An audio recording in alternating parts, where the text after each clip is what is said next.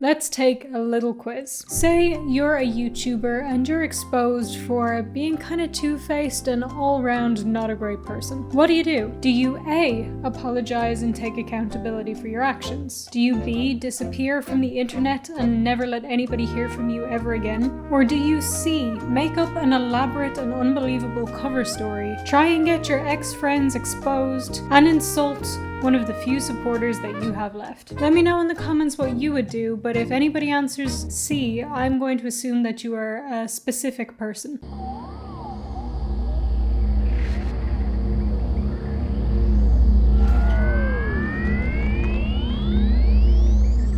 What's crack, it's VangelinaSkov, and today we are going to be talking about Creepshow art. There has been so much that has happened in the Creepshow art situation, so I'm going to go forward with this video assuming that you know everything that has happened up until now. But if you don't know, I've made a few videos talking about this stuff already, so you can check them out if you want to.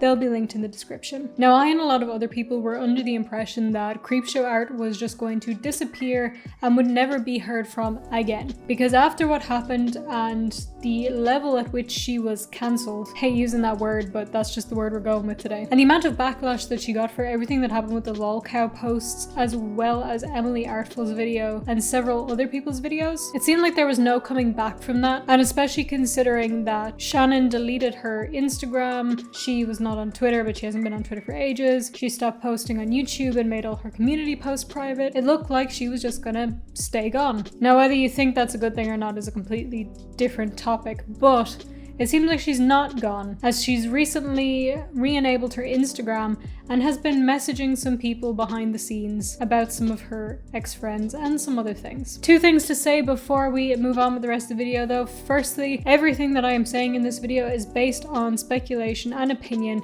It is all alleged and is not meant to be taken as fact. Secondly, if you're watching this video and you haven't already, then please subscribe to this channel and turn on all notifications with that little bell button. And if you think you're already subscribed, just do me a favor and do a little double check, because YouTube likes to unsubscribe people from everybody's channels for some reason. I'm not really sure why, so you can do that if you want to. And while you're at it, if you'd like to, you can also check out the Patreon or the memberships with the links in the description. There's extra benefits on those, like bloopers reels and podcast episodes. There hasn't actually been a podcast episode for a while because I've been dealing with some personal stuff you guys already know, but there will be a new one soon. And if you guys want, I can even make the episode about Creepshow art. I know some people had been asking me like my own personal thoughts on the situation and why I said that I didn't originally trust her from our own interactions. So if you guys want that, let me know. Otherwise, I can just do it on something else entirely. I had some other ideas planned.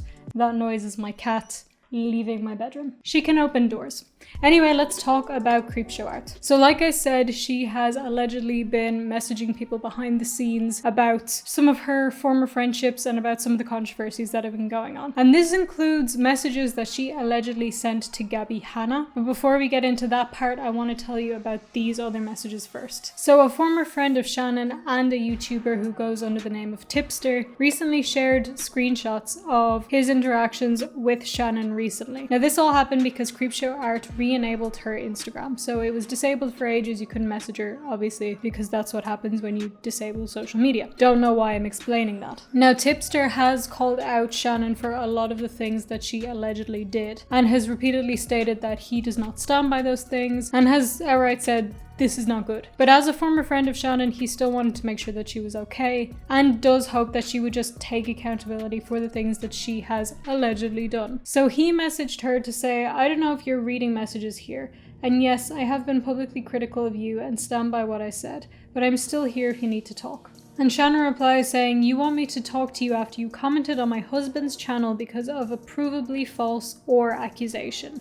Really? You thought that was smart? Now, according to Tipster, the comment that Shannon was talking about here was him saying, why did you delete all your videos and rename the channel? So there's no mentions of or anything like that, so I'm not entirely sure why I'm not entirely sure why she's annoyed about this, or why she's saying it's to do with or accusations. Or maybe this isn't even the comment that she's talking about, but according to Tipster, This is the comment. Anyway, he goes on to say, okay, I see how this is gonna be. Goodbye, Shannon. Have a nice life. And she is not happy. Oh my god, really? You fold that easy? You're genuinely weaker willed than I thought. Boo-hoo, Shannon didn't immediately talk to me the way I wanted her to, despite me going after her husband publicly over claims that aren't true and are so easily proven fake. Cry more, literally. Like the time you cried on stream because I donated money to you and you literally said if I was in drama, you'd respect me because I'd tell you to stay out of it. So dumb. Whatever. You didn't even have the balls to ask questions. And the last message between them is him saying, girl, you are mental. Get help. You lied to all your friends and you expect me to sympathize with you? Then you went to Gabbie Hanna to try and destroy another friend of yours. You're sick. Good riddance. Now there is one specific part of Shannon's message that I want to talk about, and that is the part where she talks about donating money to him on stream and he cries. And that he said he would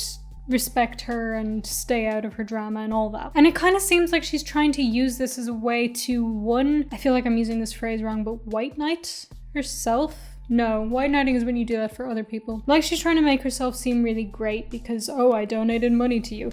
But at the same time is also using it to be like, oh, I gave you money and this is how you treat me. Just gonna say, a little ironic considering the interaction that me and you had, but okay. But then also saying that he didn't stay out of her drama, blah blah blah blah blah. But she did say in her post on her community tab on YouTube that she didn't want her friends to defend her. Now obviously that can also mean staying silent, but really it's not up to you to say what people can and cannot say about you. Anyway, he also mentions at the end there that you went to Gabbie Hanna to try and destroy another friend of yours. You're sick, good riddance. So this is referring to something that came out a little while ago, which is that Creepshow Art had allegedly been messaging and calling Gabbie Hanna behind the scenes on a new phone number. Keep in mind, it's been speculated that Gabi and Shannon were already friends, or at least friendly, and that they'd had some communication together. And a lot of people had pointed out that this is probably why Creepshow Art never made videos talking about Gabbie Hanna or asking Gabbie Hanna to take accountability for her actions,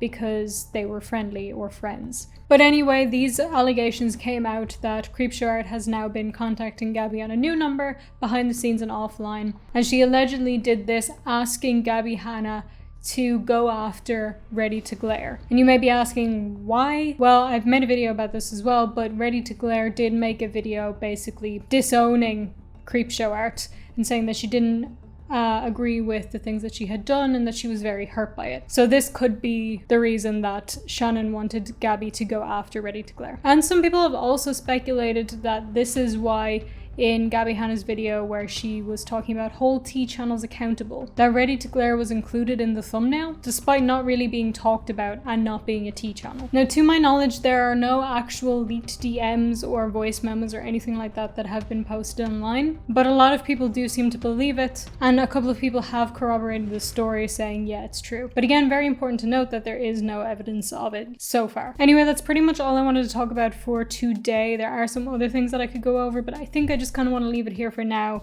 talking about these DMs. Anyway, if you didn't at the start of the video, then you can take this opportunity now to please subscribe and turn on all notifications. Thank you very much. And if you would like to, also check out the Patreon or the memberships with the links in the description. And you can also follow me on social media. Don't forget, you can also let me know in the comments what you think about this situation. I do always try to read as many comments as I possibly can, so I would love to hear what you have to say about it. Thank you all so much for watching, and I will see you in the next one. Bye!